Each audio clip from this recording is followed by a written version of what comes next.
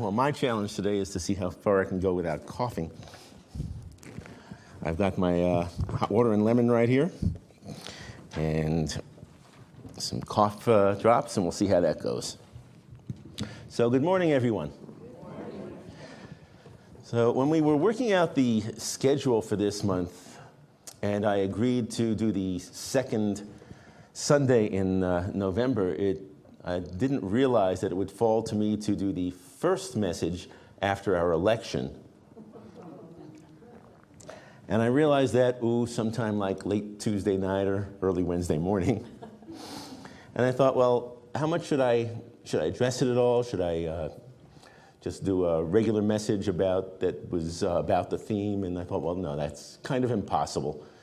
It's kind of on everybody's mind and has to be addressed. So that will be part of it. But I also had, before Tuesday, thought about some things based on Reverend Bonnie's talk and based on the theme. So those will be woven in there too. So, the election. Elections in our country have become more and more about division and about separation over at least the last generation, maybe more. It seems like every election is a kind of a wake-up call that, hey, things are not, whichever person wins, things are moving more and more toward separation, toward opposition, toward distrust. And every 4 years we get that wake-up call, and every 4 years we've been hitting the snooze button.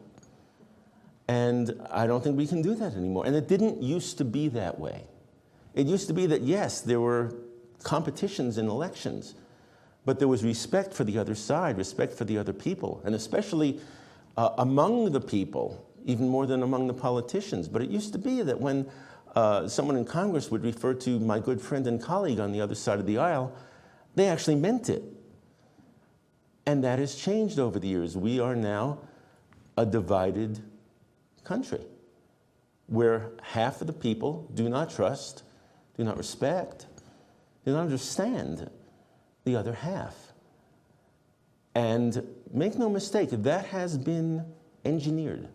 That has been by design of the leaders of the parties, because they think that that's a good way to get their, quote, base energized, not realizing the harm that they're doing and not caring about it. But that can't be us. As Reverend Bonnie said, we are about oneness. We are about union and not separation, about bringing things together, about harmony and not discord. Now, I've said a number of times that I don't watch the news, and I don't, and I'll talk about that maybe later on. But things do filter down to me, things I see on the internet and in Facebook and so on. And one of the things that I've seen is a lot of what the German word for it is called is Schadenfreude. I pronounced that roughly correctly, I think. Ludwig would have had maybe corrected my pronunciation, which is joy at the dismay, the sorrow, the bad fortune of others. And I've seen a lot of that expressed on the internet and presumably out there in the real world as well. People who are not just glad that their guy won, but glad that other people are feeling bad about it. And that can't be us. And I've seen a lot of the opposite. There's no German word for the opposite, Schadenfreude. But I've seen a lot of that too. People dismayed not just at the fact that their person lost, but that other people are happy about it. Feeling bad about other people feeling good. And again, that's not us. We're about oneness. We're about being one with the other person. And as I say, that's not something that's out there a lot. That's not the consciousness that's out there. And so it is our job, those of us in this room, those of us in this movement, to change that consciousness, to work toward eliminating that consciousness of division back toward a consciousness of oneness. Not to say that there won't be disagreements or different goals, but to work out those disagreements, to have different people with different goals still work together That's what politics, as opposed to party politics, is supposed to be. Party politics, partying, separate. Politics, the many working together to achieve common goals and to work out how disparate goals can be addressed. That's what we were supposed to be about. An election is not supposed to be a horse race or a football game or I win, you lose. It's supposed to be the mechanism by which a free people governs itself. And we have to get back to that. And we have to start doing that. Again, you and I, those of us in this room and in this movement, because the leaders have not done that. They have, as I say, engineered this separation. And so we have to be the leaders. It's become our job to be the leaders in changing that consciousness. And by doing that, not just changing your consciousness internally, that's where you start, but then to go out there and change the consciousness that's out there through our work and through our behavior. So you start internally, and then you move toward the external world. Now, I've said before, sometime, that whether I'm scheduled to be speaking here in a particular month or not, when I hear the theme of the month, I think about what I might say if I were to deliver a message. I don't think about a whole message, I'm not nuts, but I think about a couple of points I might make.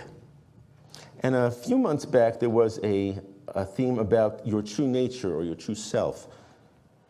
And one of the things that I was thinking I would say if I were to deliver a message is, your true nature is not the things that you label yourself. Your true nature is not Republican or Democrat, is not conservative or liberal. Your true nature is a center of light and of love. Each of us, that is our true nature. And it is beholden to us to express that true nature, not just to nod about it and say, yes, I know that's the case, but to express it out in the world by our behavior, by our actions. That's how we change the consciousness of division that this country is embroiled in. As I say, every other person you pass on the street, statistically, voted for the other person than the one you voted for.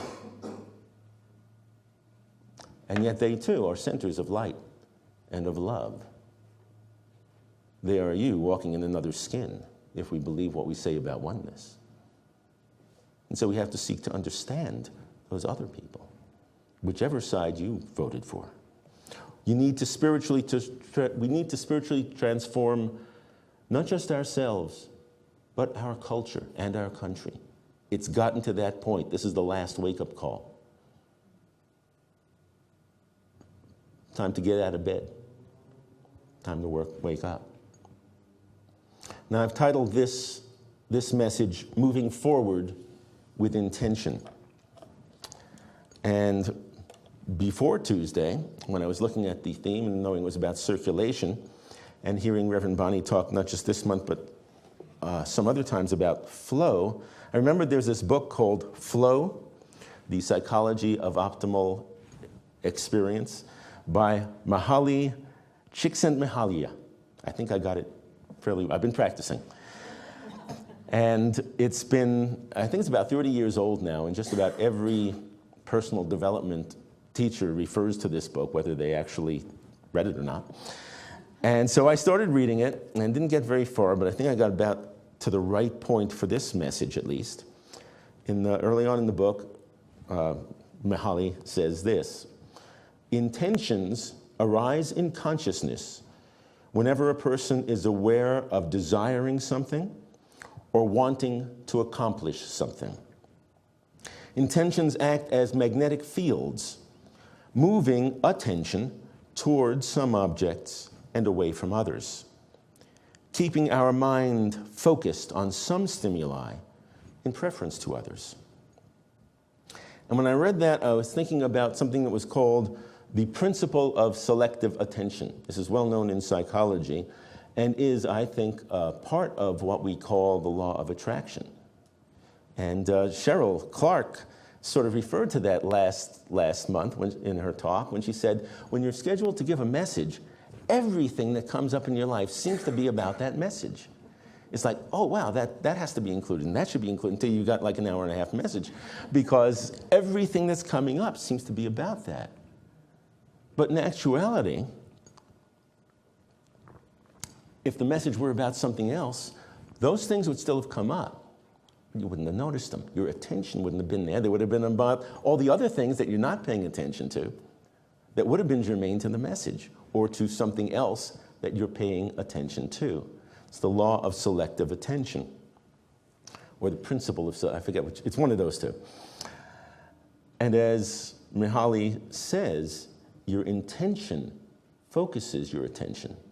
Your intention to give a particular message focuses your attention on that. If your intention is toward continuing the separation and the mistrust and the craziness that's going on, then that's where your attention will be. If your intention is toward getting back to forming a more perfect union, then that's where your attention will be, and that's what your behavior, and that will generate your behavior toward that. Now, the theme for the month is circulation as our life force, and Reverend Bonnie spoke a bit about circulation last lifetime, a week ago. A lifetime ago. And one of the things that I thought about when contemplating circulation is that circulation always moves forward. Yes, it moves in a circle, but always forward, never back. If the blood in your veins or arteries were to back up, there's probably a medical term for that, and there's probably a medical term for a very bad thing. Circulation moves forward. Always in one direction, always forward, never back. And when speaking last week, Reverend Bonnie talked about stagnation as opposed to circulation, where things are just held on to. And there's another kind of stagnation as well, and that's if you had a completely closed system. If the blood in your circulatory system were to move from one side of the heart through the body, all through the arteries and then the veins and then back to the heart and then just back to that same chamber again and going round and around and around. That's a different kind of stagnation because the carbon dioxide would not be eliminated and new oxygen would not be brought in. It's a different kind of stagnation. Still things are circling around and around, but you're just spinning your wheels in that case. You're not getting anything new. You're not having any sort of creativity going on. What Reverend Bunny referred to as the novel and the navel. And she referred a bit to abundance and prosperity and finances and such in terms of circulation. And in another talk, I might have spent more time on that. Here, I'll spend just a little. I'm remembering a quote from the book Atlas Shrugged by Ayn Rand. Now, in that book, somewhere in the first quarter of the book, there's this like 20 or 30 page speech that was totally unnecessary because it was really all summed up much earlier in just a brief conversation between two of the characters, Francisco d'Anconia and Jim Taggart. And the conversation goes like this. Francisco says, "When I die, I hope to go to heaven, and I want to be able to afford the price of admission." "Virtue is the price of admission," Jim said heartily. "That's what I mean, James. So I want to be prepared to claim the greatest virtue of all, that I was a man who made money." Jim responds, "Any grafter can make money." To which Francisco replies, "James, you ought to discover someday that words have an exact meaning. To make money, to create something of value." That's what Francisco is saying. And then the whole dialogue about money that takes place afterwards, indeed the whole book, is about creativity. The whole book is about what happens if the creators of the world go on strike. As opposed to the line from Wall Street when Gordon Gekko says, "I create nothing, I own." That's that stagnation in the financial world, when nothing is created, when things just go round and round again. That's something that I think needs to be addressed more in some of the more recent New Thought books about prosperity and abundance. That yes, you may do your meditation, you may think about things about prosperity, but ultimately what you're going to be doing is creating something of value that other people want to pay you for. And Ernest Holmes talks about that, or the early New Thought people talk about that a lot. But I don't see that a lot in recent years. It's all about some sort of like magical voodoo to some extent. The magic of the law of attraction, where things just come to you rather than the law of attraction because you're attracted to things and you're going out in the world and doing things about it. And what's more, when you're creating things, abundance and prosperity are not just about you. You're bringing more things into the world. You're bringing more things for other people to have in a world that works for everyone. And that has to be emphasized a bit more, I think, in teaching. I think that's why Reverend Bonnie said some people think that it's all about, just accumulating things. It's not. It's about creating things. But we have to emphasize that more in our teaching. There's also a stagnation in our discourse. In some of the teachings that are out there, and certainly in political discourse as well, there's a stagnation of ideas, with the same catchphrases and slogans are just going around and around and around, nothing new coming in. As Reverend Bonnie says, I want to bring the new into new thought. Because otherwise you just keep repeating the things that other people are saying, and as I've said before, become something of a walking thumb drive for other people's thoughts, rather than creating the thoughts of your own, and bringing those out into the world, into the discussion, into the conversation.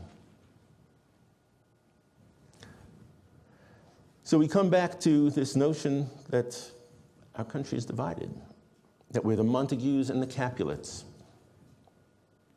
two warring houses, a country divided against itself, which, as we know, cannot stand. The Montagues and the Capulets, whether you call them Republicans and Democrats, conservatives and liberals, or progressives, or LGBT community and the conservative Christians, it doesn't matter. Once you think you are that label, you've got those warring houses. Or you can say with Juliet, what's Montague, what's Republican, a Democrat? It's neither hand nor foot nor arm nor face nor anything belonging to a man or woman. It's not us. You have to get out of that. But it's so easy to join into that crazy when that's the consciousness that's prevailing. I understand that. Believe me. I understand how easy it is to join in that craziness, or to sort of just leave it all. But that's Mercutio, a plague on both your houses. That doesn't work either. That's not us. That's not what we can do. What goes on in this room is different, and the intention that you have to set in this room is different. If your intention is to join the craziness, is to reproach rather than to approach the other, to deride rather than to lift up, to defeat rather than to join, I really don't know if you're in the right room. And I say that without any judgment. I say that because that's not what we teach. That's not what our philosophy is. That's not what we're about. Nor to ignore the craziness. That's not what we're about either. We're about engaging. What goes on in this room is about moving forward with the intention of moving together toward oneness, toward a more perfect union, toward a united state.